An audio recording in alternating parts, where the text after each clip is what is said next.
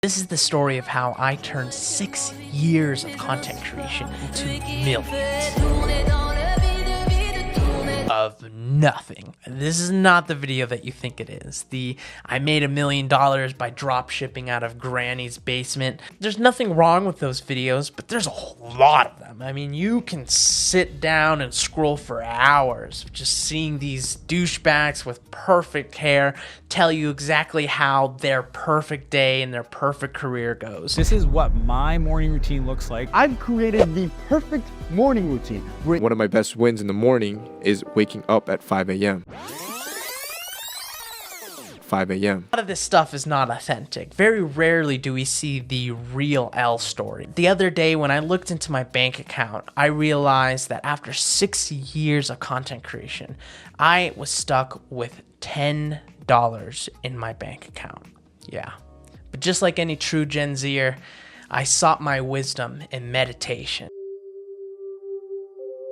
Just kidding. I went to YouTube. Any of you listening, if you, especially if you have 0 videos on your channel, your first video is not going to get views. Period. It's not. Your first 10 are not going to get views. I can very confidently say that. So stop sitting there and thinking for months and months on end, and just get to work and start uploading. Like, all you need to do, this applies to people who have not uploaded videos but have dreams of being a YouTuber, is make 100 videos and improve something every time. Do that. And then on your 101st video, we'll start talking. When I first saw this, my first instinct was to be like, well, that's easy coming from the guy with millions of dollars and a giant crew. But then I realized I'm forgetting his origin. 36,405, 36,406, 36,408. My victim mentality has stopped me from seeing the challenge in front of me, or better yet, a title. 100 videos in 1 year. But how do I even start? I'd take 100 million that I have and I'd go to a big institution and say, hey, 10x my 100.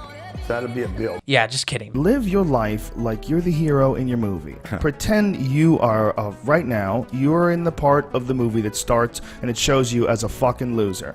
And just decide not to be a loser anymore. Live your life like there's a documentary crew following you around and you are analyzing your own behavior. Do what you would want to do so that your kids one day would look back at it and see that documentary and look on it with pride. Like, wow, my dad was a bad motherfucker. This is actually the best advice I've been able to find online, right? Because inevitably, it doesn't matter how many times you cold plunge, you wake up at 3 o'clock in the morning. These are sold as kind of quick hacks. This is why I like Joe Rogan's advice. Because what's worse than having a camera crew follow you around all day and film all your mistakes for everyone to see? It's almost like using social anxiety as an accountability system. Humans are more dependent on appearing right than actually being right. I think that that's a really good system that I actually hacked into when I was in college. I made this short film for a class. It was called 100 Days. It was essentially an experiment where for 100 days, I went without any vices. Anything a 19-year-old college boy could be obsessed about,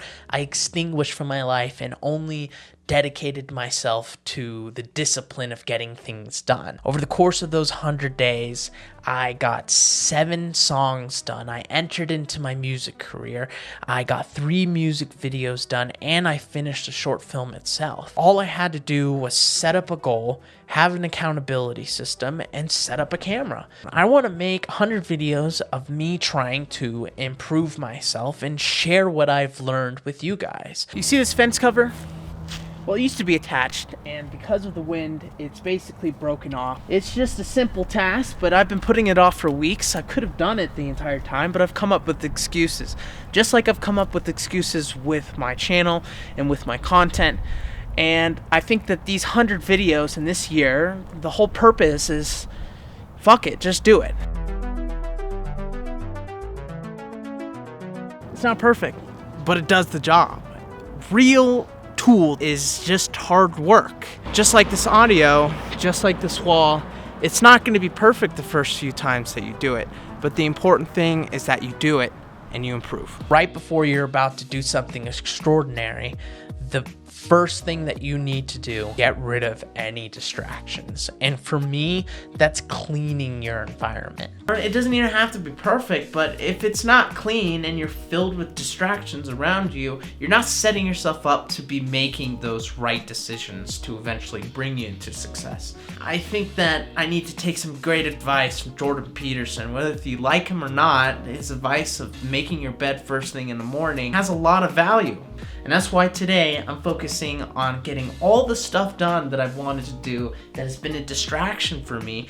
Why not get two birds with the stone? Don't get two stones with the bird. You know what I mean? It's not a self-improvement video if there's not a whiteboard. Here's a tip to clean your office with absolutely no effort. All you have to do is snap. Yeah, I have no idea if that actually works. I mean, do you really think that Joe Rogan or Mr. Beast has, dirty cups with mold in it? When they first started, I guarantee you, they had to make sure that their environment was just as clean as their body and their mind in order to allow themselves and allow that creativity to thrive. And that's where I find the best place to start is. All right, operation, clean the office done, check off the list. Next, get this Ethernet cable off of the floor, because up until now, it was basically just a giant tripping hazard. I hope my landlord isn't watching this. Totally unbelievable the amount of stuff you put off because you assume it's gonna take forever, and forever ends up 2 minutes, so just do it. This is not sponsored by Nike. If you don't know where to start, if you're stuck on a paper or you're stuck on a problem or any kind of issue, I find that just taking a second and not thinking about A, B, and B, C, and step 3, and step 8, and step all these things off into the distance is best to just focus on one thing, achieve that one thing, and that's going to make you feel so much better. Not only because your environment's going to be better, you don't have distractions, but you're also going to feel a little win. This is the most satisfying part. You get to check off all the things that you've done. You're going to feel that energy of like, wow, I did. And a lot of times that's half the battle, is just motivating yourself to do the things that you don't want to do. As you pick up this habit of leaving these distractions away from you, it's going to make it a lot easier to start bringing in all of these steps that you had to put aside for the moment, right? Make them into smaller steps that you can actually achieve, right? Because if you have this giant goal, let's say, I want to be a billionaire, well, shit, are you going to be sad when you get $1 million? I don't know. I don't know where this is going to bring me. I don't know what is going to happen, but I didn't want to make this video. I didn't want to move all the shit, put the lights up, put the camera in front. I thought maybe I could do it another day, but that's what I'm going to spend my next year focusing on. I want to get rid of that. Whatever that anxiety is where I didn't want to make this video, I want to get rid of it.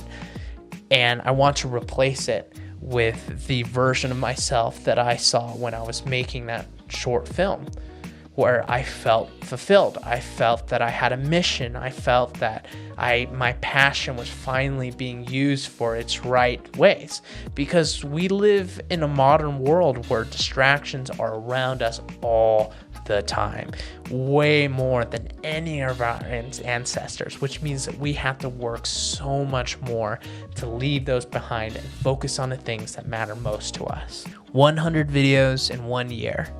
I'll see you at the end of the year.